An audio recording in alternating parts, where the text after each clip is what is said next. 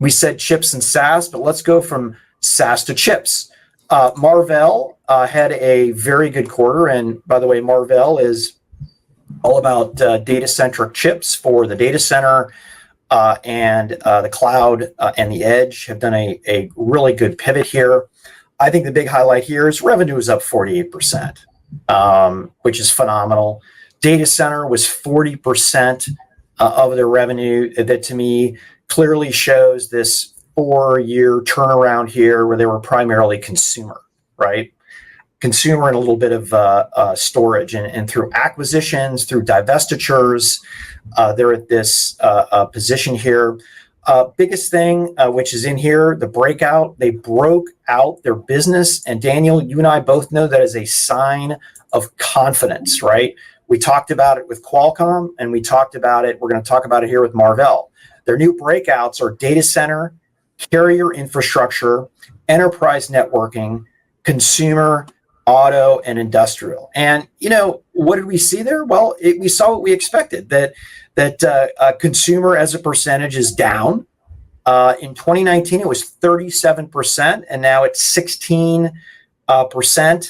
Other big shifts, data center was 27%, now it's 40%. So essentially, these breakouts are just another affirmation that the strategy is working. And I also think providing confidence to consumers, because more information is always better for investors. Yeah, it was a very solid result. 48% revenue on a year. You're seeing a lot of the shift you mentioned away from consumer.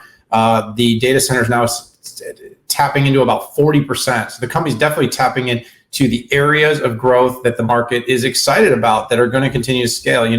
You look at, and they didn't really mention this specifically, but the company's got a really interesting foothold into 5G. It's got, strength in data center, infrastructure, networking, and, in automotive. These are a bunch of categories, these are segments that the biggest tech companies in the world want to be a part of. And Marvell has earned a very strong multiple on its earnings because people see it executing. Matt Murphy has done a very good job since he's come in, his new leadership team.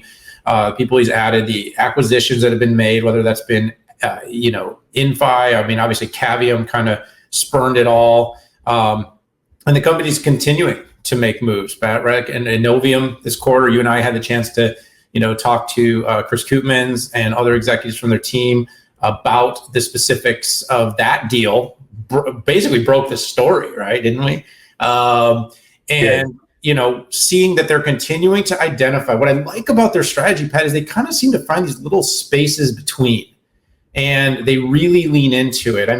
We have heard a lot from NVIDIA about the DPU, but Marvell was really the company that started breaking this into the market. And you know what? NVIDIA just put its superpower behind it and watch it go. But this whole idea of being able to break out your networking and storage and give more processing power to the core CPUs to do what they're best at doing.